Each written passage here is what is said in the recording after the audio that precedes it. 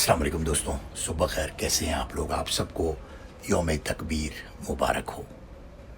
दोस्तों, आज मेरी ये वीडियो उन नौजवानों के लिए है जिनको यही नहीं पता कि यौम तकबीर क्या है और ये यौम तकबीर कौन हमारी ज़िंदगी में, और ये यौम तकबीर मनाने का हमको हक़ हासिल हुआ, ताकत हासिल हुई कैसे और क्यों कर हम यौम तकबीर मनाने के काबिल हुए। ये यौम तकबीर एक नाम नहीं है, ये पाकिस्तान की जीत का पूरा एक सिस्टम है। ये पाकिस्तान की जीत का निशान है कि पाकिस्तान आज तक जो खड़ा हुआ है ना, वो यौम तकबीर की बुनियाद पर खड़ा हुआ है। इसका सेहरा सिर्फ और सिर्फ अगर जाता है ना तो एक शख्स को जाता है और वो थे डॉक्टर अब्दुल कदीर खान।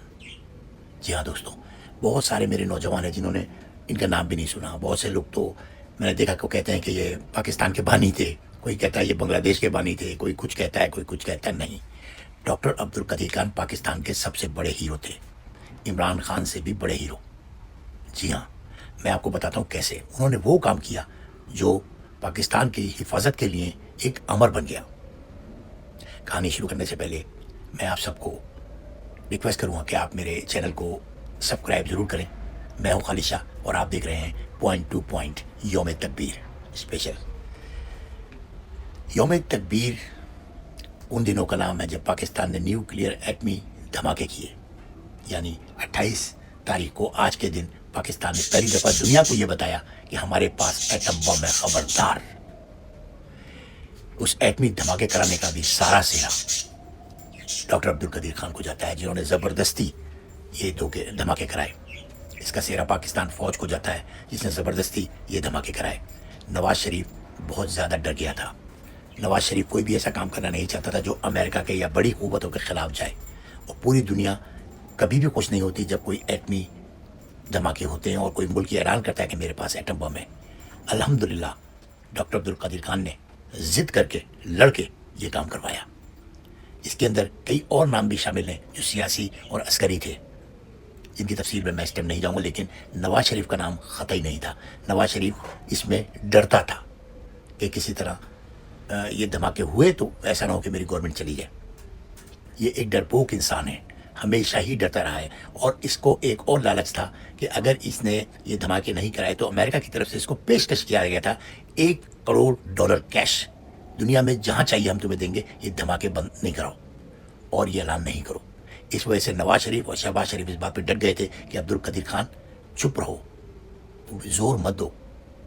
और मैं आपको इंसाफ नहीं होगा अगर मैं आपको ये बात ना बताऊं कि एटम बम की जो तैयारी थी ना, यानी शुरुआत जो की थी, वो जुल्फ़िकार अली भुट्टो ने शहीद ने की थी, जिसको बाद में इबरत का निशान बनाया गया और जेल में सड़ा सड़ा के फांसी दे दी गई और बाद में उसे हिंदू करार दे दिया गया।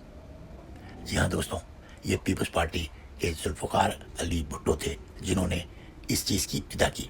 आइए मैं आपको बताता हूँ कि डॉक्टर अब्दुल कदीर खान कौन थे। डॉक्टर अब्दुल कदीर खान इंडिया के शहर भोपाल में 1 अप्रैल 1936 में पैदा हुए और उसके बाद उन्होंने 1952 में अपनी फैमिली के साथ हिजरत कर ली और कराची के एक इलाके नाजिमाबाद में आके आबाद हो गए। इस टाइम डॉक्टर साहब बहुत यंग थे।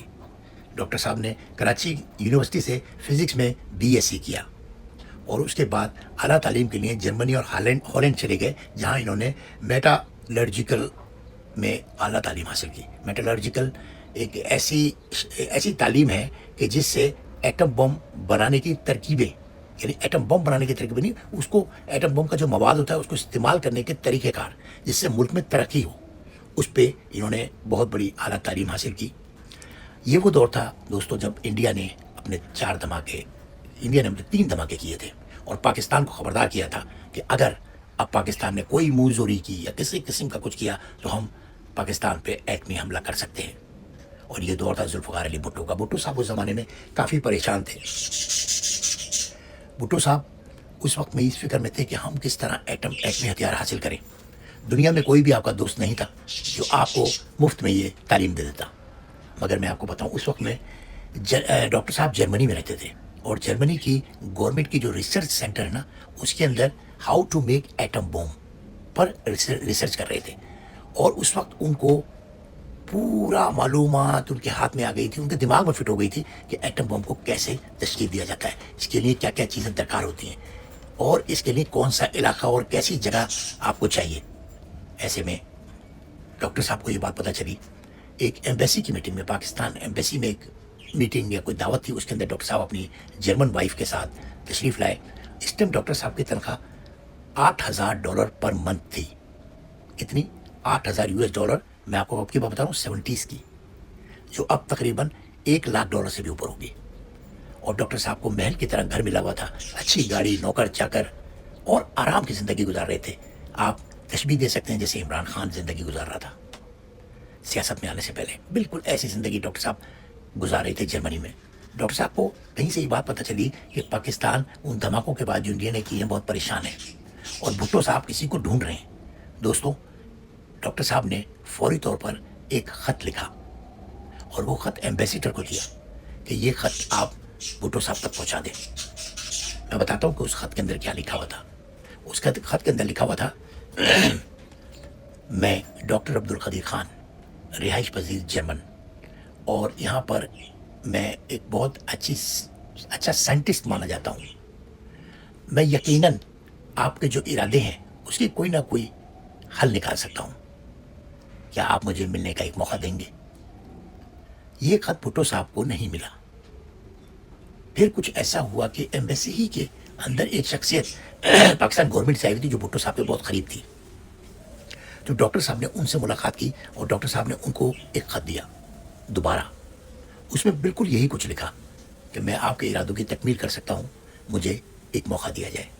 और ये खत अल्लाह के शुक्र से भुट्टो साहब के पास पहुँच गया। भुट्टो साहब ने यह खत पूरा भी नहीं पढ़ा, अभी एक ही लाइन पढ़ी थी कि मैं कर सकता हूँ। भुट्टो साहब ने फौरन अपनी एजेंसी के चीफ को बुलाया और उसको कहा कि ये बात इतनी अहम है जिसका तुम अंदाज़ा नहीं कर सकते। अभी जाओ और किसी ना किसी तरह डॉक्टर अब्दुल कदीर खान को पाकिस्तान आने पर मजबूर करो, उनसे रिक्वेस्ट करो, उनसे दरख्वास्त करो कि प्लीज़ आके मुझसे मिलें। एजेंसीज ने ये खबर डॉक्टर साहब तक किसी ना किसी तरह पहुंचा दी। ये सारा काम बड़ा खुफिया हो रहा था, बहुत खुफिया हो रहा था। और आहिस्ता आहिस्ता डॉक्टर साहब का जहन बन गया कि अब मैं पाकिस्तान जाऊंगा। डॉक्टर साहब को ये बात पता चली तो डॉक्टर साहब ने सोचा अगर मैं फौरी तौर पर छुट्टी लूँगा तो यहाँ की एजेंसीज़ को, यानी जर्मन एजेंसीज़ को या मेरी कंपनी को इस बात पे शक हो जाएगा, क्योंकि डॉक्टर साहब सिर्फ ईद आते थे पाकिस्तान। तो ईद में तकरीबन 2-2.5 महीने थे। डॉक्टर साहब ने अपनी ईद की नॉर्मल छुट्टियाँ ही अप्लाई की, जिस तरह वो अपनी बीवी को लेकर पाकिस्तान आया करते थे और नाज़माबाद कराची में रहा करते थे। आई लव नाज़माबाद,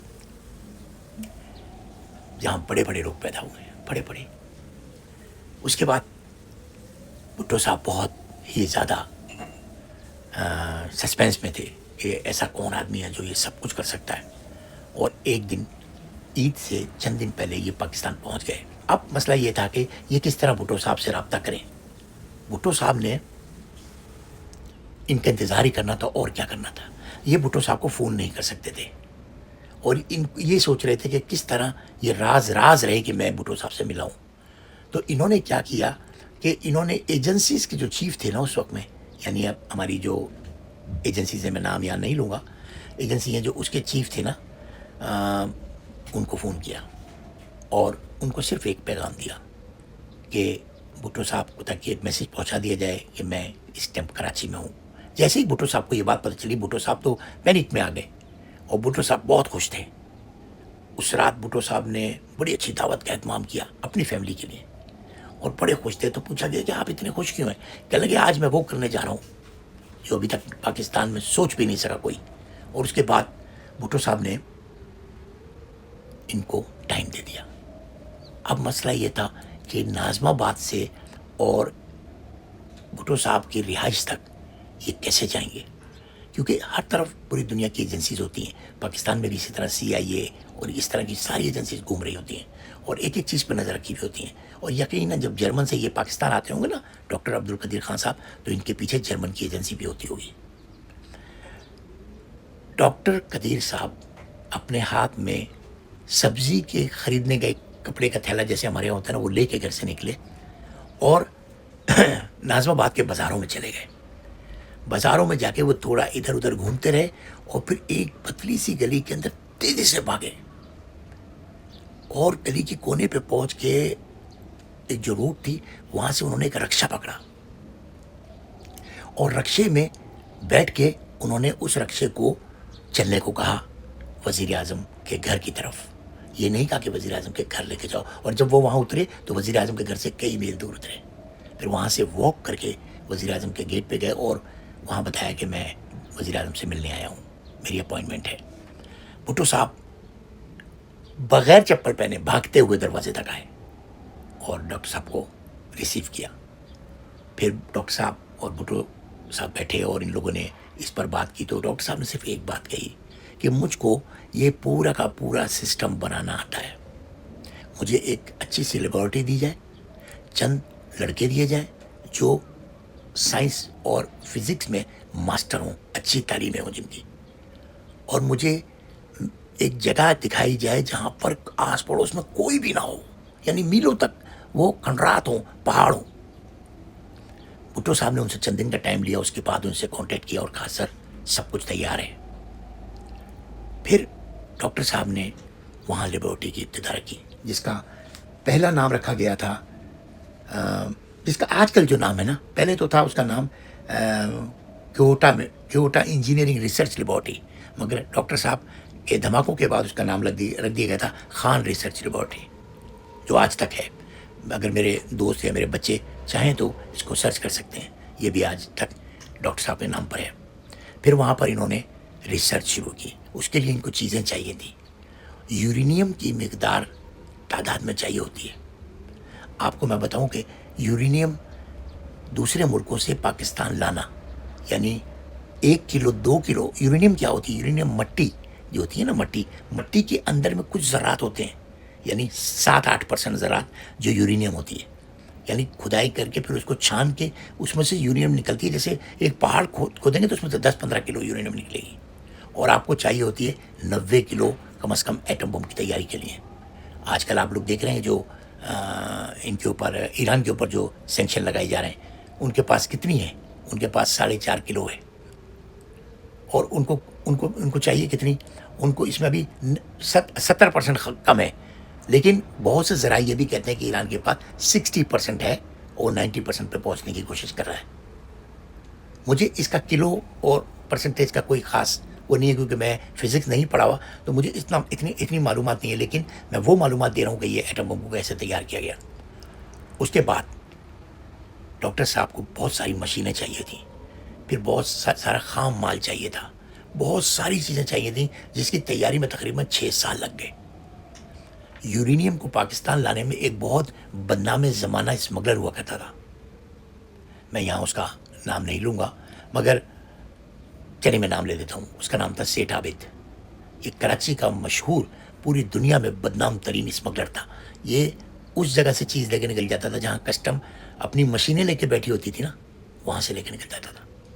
اس نے یورینیم کو پیک کروایا گاڑی کی باڈی کے اندر, اور وہ گاڑی خود چلا کے پاکستان میں داخل ہوا. یہ مجھے نہیں پتا کہ کس سرحد سے اور کس ملک سے یہ آیا, اور اس نے یورینیم بھٹو صاحب کو پہنچا دی. اسی لیے سیٹھ عابد کا کاروبار اسمگلنگ تھا, مگر اس کی عسکری قیادت میں بہت زیادہ عزت ہے, آج بھی ہے. سیٹھ عابد نے پاکستان کو یورینیم مقدار میں پہنچا کے دی. اب ایٹم بم بننے میں کوئی خاص دقت نہیں رہ گئی تھی. زور و شور سے کام شروع ہو گیا. بھٹو صاحب نے اپنے قریب ترین لوگوں کو, یعنی 3 یا 4 لوگوں کو, ایک تو آرمی جنرل ہوں گے ظاہر ہے, اور 3 یا 4 ایسے لوگوں کو جن کے بغیر کام ہو نہیں سکتا تھا. یعنی بھٹو صاحب خود تو بھاگم دوڑ نہیں کر سکتے نا, اور اگر بھٹو صاحب نے کسی قریبی آدمی کو کہیں گے یار فلاں چیز لاؤ اور اس لیبارٹری میں پہنچا دو, تو وہ آدمی سوچے گا یار یہ بھٹو صاحب کو کیا ضرورت ہے کہ مجھے کہہ رہے ہیں, تو کوئی بھی کہہ سکتا تھا. اور بھٹو صاحب اس راز کو راز رکھنا چاہتے تھے. یہ راز کہ پاکستان ایٹم بم بنا رہا ہے, یہ ایک ایسا راز تھا جس نے پاکستان کی قسمت بدل دینی تھی. ڈاکٹر عبدالقادر خان جو ہماری تاریخ کے سب سے بڑے ہیرو ہیں, سب سے بڑے, وہ پاکستان پہنچ چکے تھے. بھٹو صاحب بغیر کسی ڈر کے قدم بڑھا رہے تھے. اگر اس ٹائم بھٹو صاحب یہ کام کرتے پکڑے جاتے تو انہیں صرف سزائے موت ہوتی جو امریکہ انہیں دیتا. حالات پاکستان کے حق میں جا رہے تھے. سب کچھ ٹھیک تھا, ہر چیز تیار تھی. بھٹو صاحب بہت زیادہ پینک تھے, خوش تھے کہ ہم انڈیا کو منہ توڑ جواب دیں گے, ہم دنیا کو یہ بتا دیں گے کہ ہم کمزور قوم نہیں ہیں. میں آپ کو اگر صحیح بات بتاؤں نا, بھٹو صاحب جیسے لیڈر اگر رہ جاتے نا پاکستان میں, پاکستان بہت ترقی کرتا. بھٹو صاحب چوری چکاری میں بھی نہیں تھے. بھٹو صاحب کو ڈاکٹر قدیر خان نے کہا کہ آپ مجھ سے کسی بھی طرح سے رابطہ نہ کیجیے گا, چاہے فون پر بھی. ہاں, اگر کوئی پیغام بھیجنا ہو تو کسی بہت چھوٹے سے سرکاری افسر کے ہاتھ میرے گھر پہ بھیجیے گا. اس طرح بھٹو صاحب کا رابطہ ڈاکٹر عبدالقدیر خان سے تھا. اور بظاہر ڈاکٹر عبدالقدیر خان اس ریسرچ سینٹر کے چھوٹے سے سائنسدان تھے. حالانکہ پورا ریسرچ سینٹر وہ چلا رہے تھے اور ریسرچ ہو رہی تھی مختلف چیزوں پہ, ترقی کے لیے کاموں پہ. تو دنیا کو بھی اس کا شک نہیں ہوا. یورینیم بہت ہی آرام سے دھیمے سے پاکستان پہنچا دی گئی. اس پورے ایٹم بم میں جو صحیح کام ہوتا ہے وہ یورینیم کا ہوتا ہے کہ آپ کے پاس 90% یورینیم اگر ہوگی تو آپ ایٹم بم بنا جائیں گے. اب کہانی سٹارٹ ہوتی ہے. گورنمنٹ جو تھی وہ بھٹو کی گورنمنٹ تھی اور یہ کام چلتا رہا. اس کے بعد دور چینج ہوا, سیاسی اختلافات ہوئے اور بھٹو صاحب کو اٹھا کے ضیاء الحق نے جیل میں ڈال دیا. مگر کیونکہ ضیاء الحق ایک جنرل تھا تو اس نے اس سلسلے کو برقرار رکھا اور ڈاکٹر عبدالقدیر خان سے ملاقات کی چھپ کے اور انہیں کہا کہ آپ کیری آن رہیں. ڈاکٹر عبدالقدیر خان دن اور رات اس ٹائم کام کر رہے تھے, 20 گھنٹے کام کر رہے تھے. ایسے میں اچانک امریکہ کو شک ہو گیا کہ پاکستان ایٹم بم بنا رہا ہے. بہت بہت مشکل کا وقت آ گیا. ضیاء الحق کو اپنی موت سامنے نظر آنے لگی. ضیاء الحق گھبرا گیا, مگر اس وقت ضیاء الحق نے ہمت کر کے ایک بہت بڑا کام کیا. CNN کے ایک رپورٹر نے کہا کہ ہم آپ کا انٹرویو کرنا چاہتے ہیں. ضیاء الحق نے ویلکم کیا اور اس رپورٹر نے انٹرویو کے دوران ضیاء الحق سے ایک بات پوچھی.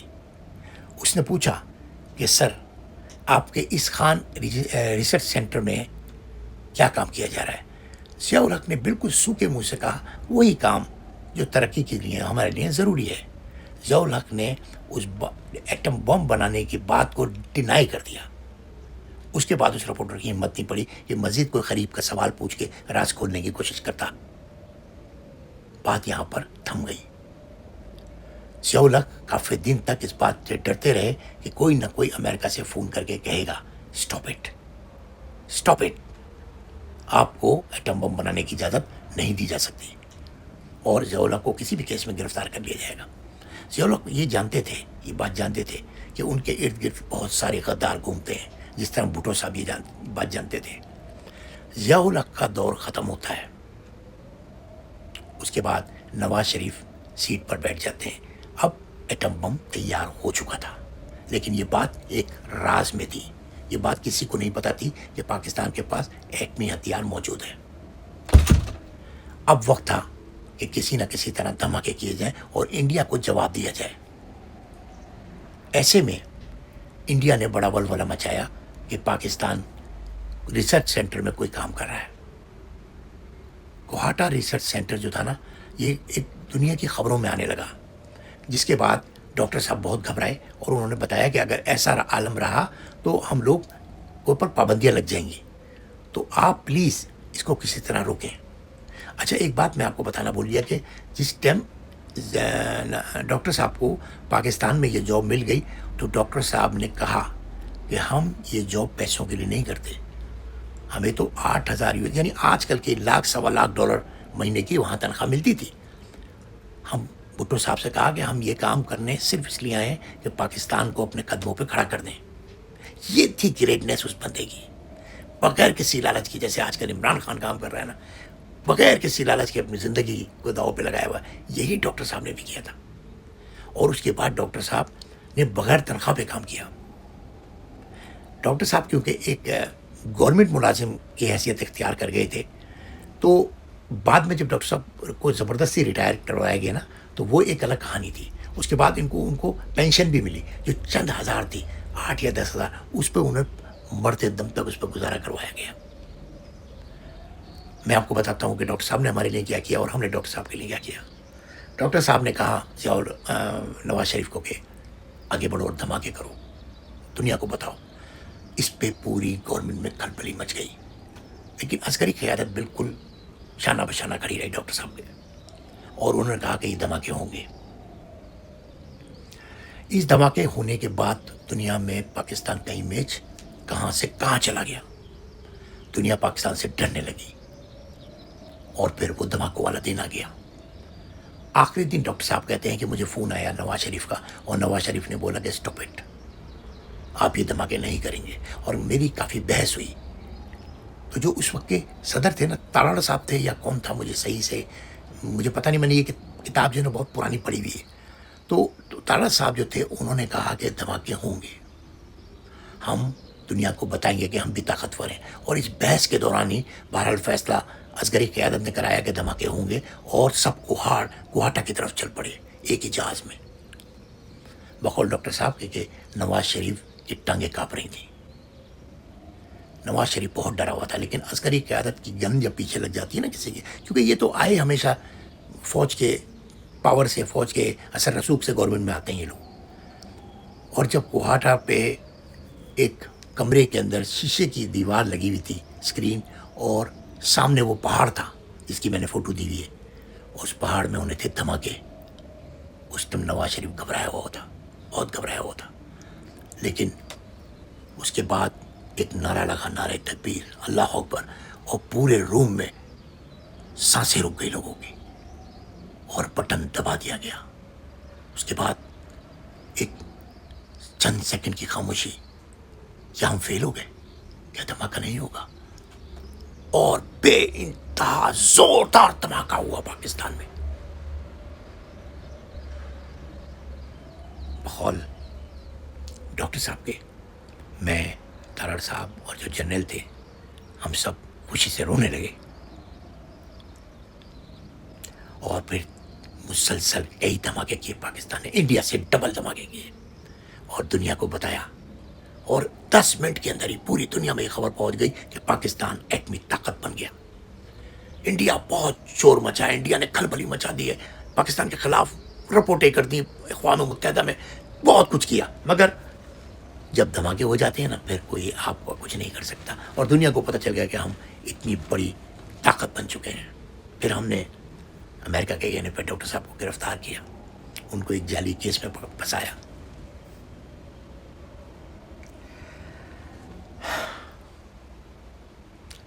ان کو انہیں کے گھر کے اندر قید کر دیا.